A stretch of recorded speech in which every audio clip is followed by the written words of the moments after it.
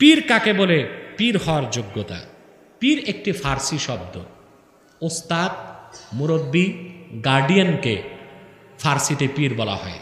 যেমন সালাতকে বলা হয় নামাজ ফার্সিতে, রোজাকে বলা হয়, সমকে বলা হয় রোজা, ঠিক না?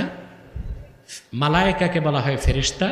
ঠিক সেভাবে সাদেকিন যে শব্দটা আল্লাহ কোরআনে নিয়েছেন, ওয়াকুনু মাআস সাদেকিন, সত্যবাদীদের সঙ্গী হও, এটার ফার্সি হচ্ছে পীর। তাকে আপনি পীরও বলতে পারেন, উস্তাদও বলতে পারেন, শায়খও বলতে পারেন। কথা বুঝতে পারছেন? এখন পীর হওয়ার যোগ্যতাকে, এটা খুব সুন্দর প্রশ্ন করছেন। সরকার জরিপ করে দেখছে বাংলাদেশে এখন 1,98,000 পীর আছে। কত? কম না। ডিজিটাল বাংলাদেশে এটা একটা বড় অর্জন। 1,98,000 পীর। চিন্তা করছেন? এমন পীর সাহেব আছে যার একটা মুরিদ নাই, -00।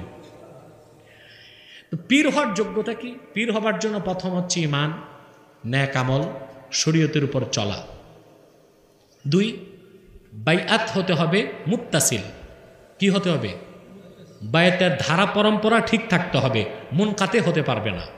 অর্থাৎ আল্লাহর হাবিব আমার নূর নবীজি মুহাম্মদ সাল্লাল্লাহু আলাইহি সাল্লামের কদম থেকে এলমে মারিফত শিখেছেন হযরত আলী, হযরত আলী থেকে শিখেছেন হাসান আল বাসরি, এভাবে হাসান বাসরি থেকে তারপরে যিনি তিনি, তারপরে যিনি তিনি, ১,৫০০ বছর পরে আমরা।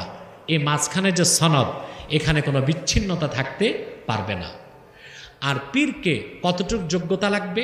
আল কাউলুল জামিল কিতাবে শাহ ওলিউল্লাহ মুহাদ্দিস দেহলভী লিখেছেন, পীরকে অবশ্যই মেশকাত শরীফ পুরাটা পড়া থাকতে হবে, অর্থ ব্যাখ্যা সাথে। তফসির জালালাইন তাহকিকের সাথে পড়া থাকতে হবে, হেদায়া চারখণ্ড পড়া থাকতে হবে, এবং মাসনাবি রুমি পড়া থাকতে হবে। এই যোগ্যতা সম্পন্ন পীর এই 1,98,000 যদি খুঁজেন, শতকরা 3% পান কিনা সন্দেহ আছে বাংলাদেশে।